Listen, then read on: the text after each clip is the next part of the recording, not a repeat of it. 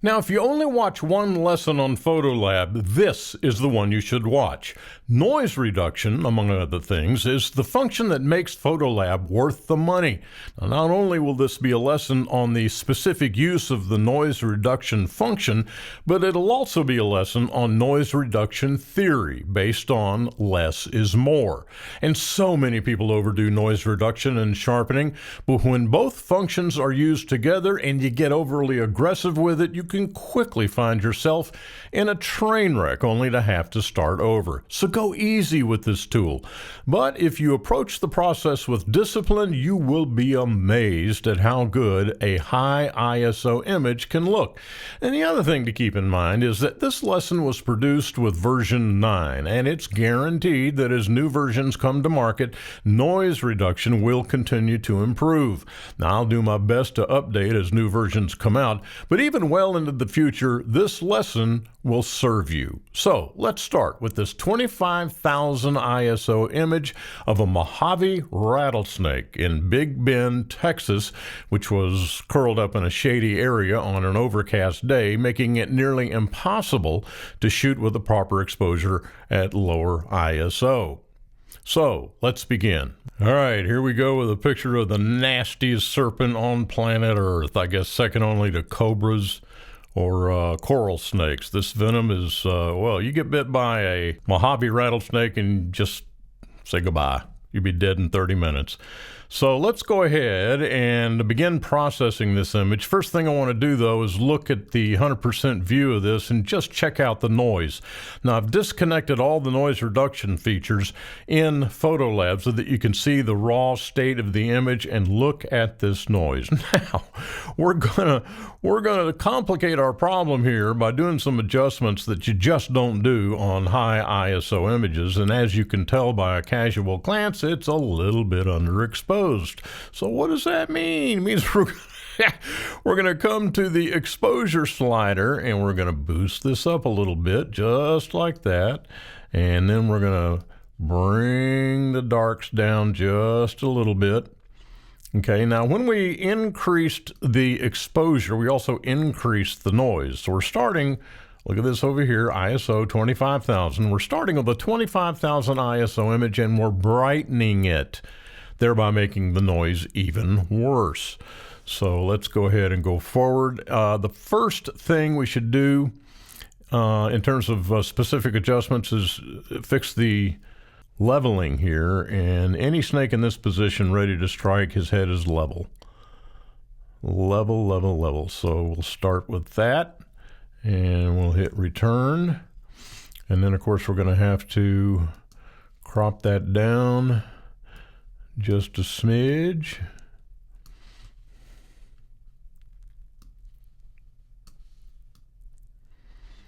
And this is also making it worse by when we crop it.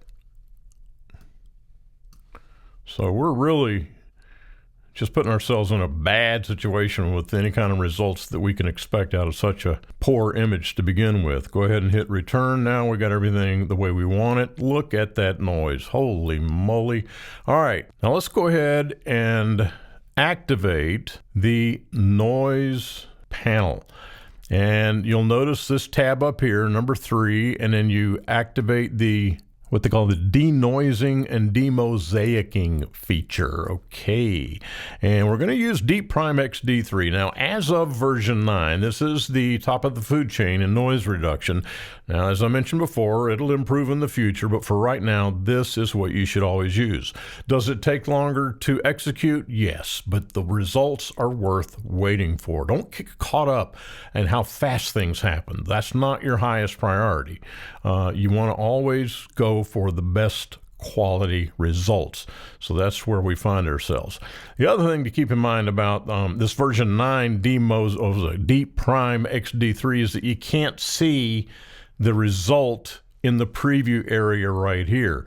You got to bring down this loop tool, and as we move this around, then is when you're going to get a view of how this noise reduction is going to function. And already we can see, geez, this is just beyond belief. But let's go ahead and refine it. And we're going to reduce the luminance down to 0. and let it readjust. These processes really take a long time. And even within the loop, you can see that the noise is still there. So what we're going to do is come back to 0 and then inch up until we see a noise level that we can live with. So we're going to take it to there. And we can back it off just a little bit. Because as you know, when you apply noise reduction, you also degrade your image. You remove a lot of the sharpening, the sharpness. So just be aware of that when you're doing this. Now there's a little bit of noise in there, so yeah, I'm going to bring it up just a bit, and I think this is actually close to being default, but you know, you always kind of want to do it yourself. And I think that's something we can live with. So let's go ahead and leave it right there. I'm going to disconnect the loop. Now what we're going to do is boost vibrance, which kind of we already did in a previous lesson, but it's not enough, so I'm going to increase the saturation to about right here. Okay. Now as we add the color, let's go to 100% magnification. You can see that the noise is not as good as it was. Let's go ahead and look at the loop, and man, it sure does look good, but there's still noise in there. So I'm going to boost this just a bit more. Take this up, maybe just to right there. Give it a minute to cogitate, and there it is. And I think that's about where we need to be. Now it looks pretty good the way it sits, but let's boost the details just a little bit and see what we get. And let's just make sure that we're not leaving any ability to improve this image on our plate as we go forward here. So I think that's going to be just about right. Okay, so again, let's get rid of the loop. Let's go back to full view on the image. And what else do we need to do? A little contrast wouldn't hurt. So the way to do that is not with the contrast slider. Do not, I repeat, do not adjust contrast with the contrast slider. Strange as that may seem. You want to do that with the curves dialog box. So we're going to reach down here in the dark areas, and we're going to just increase the contrast just a little, and then we're going to boost the mid-ranges here just a bit, and I think that's got it right there. Right there. Now, this little piece coming down here, I'm going to fix that in Photoshop. PhotoLab is not the place to do this kind of correction, so I'm going to get rid of this little spur right here and this one above his head in Photoshop, and we'll get a really, really good result on that, and then we'll have an image that's ready to go. So let's go ahead and process this. Now, it's going to take a while, and you just need to get used to the fact that this does take a long time to process. Probably longer than what you're used to, but trust me when I tell you, the results are going to be worth it. So we're going to go ahead and export. Now, as we export, I'm going to go into Fine Art America, which is where most of my stuff is. Let's go ahead and change the name. Rattlesnake Demo, all right. We've got 1200 DPI, which is the highest. And no watermark. We're in the Pro Photo RGB color space when it goes out. TIFF image, 16-bit, no compression. So we're going to go ahead and hit export. Now I'm going to go ahead and run this forward so we don't have to sit in what we call dead air while this processes. All right, now look down here in the lower right-hand corner of the screen. You can see that it took 27 seconds for this image to process. One reason it took less than a minute and a half or less than a minute is because we cropped it. So it's still 30 seconds per image. That's a long time. But look how good this looks. Okay, now let's migrate to Photoshop and take a look at the final result. Well, here we go. And now that I'm looking at it, I may have been just a little heavy-handed with the contrast, so I'm going to back that off just a little bit. Go into curves. And let's boost this ever so slightly, hit OK, but I'm also going to take a look at Camera Raw as a filter. It's the only real reason I use Camera Raw was as a filter within Photoshop. Let's take the shadows and boost those up a little bit just to give us a little less contrast. I think it was too much. All right, we hit that, and I think now we have pretty much a finished image. The only other thing I might do is maybe put some vignetting around the edge here to focus the attention on the snake itself.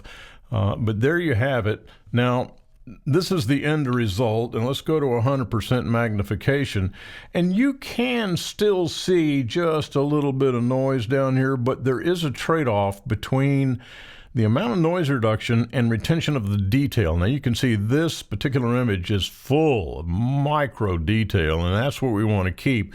So, you know, if you want to just take a big brush and get rid of all the noise regardless, well, I guess you can do that, but you're going to suffer the consequences in the quality of your final result. So I always approach it like I'm going to reduce that noise only to the degree that it begins to degrade the image, and at that point step away from the mouse. But this thing right here is getting to me, so I'm going to go ahead and fix that. Now, obviously, this is have anything to do with noise reduction in DxO PhotoLab, but just to show you what you can do, let's go ahead and do generative fill, generate, and let's see what happens. Now, I've been amazed at what this thing can do. This generative fill can do to correct things like this in an image. So I have high expectations. Look at that. I mean, can you just believe it? I'm still amazed. This process has been out for a very long time, and I'm still just amazed at the results that you get. All right, let's do this one up here. All right, once again, right click, generative fill, generative fill. Boom. There we go. There's the image. Now, it just doesn't get much better than this. So there you have it. DxO noise reduction.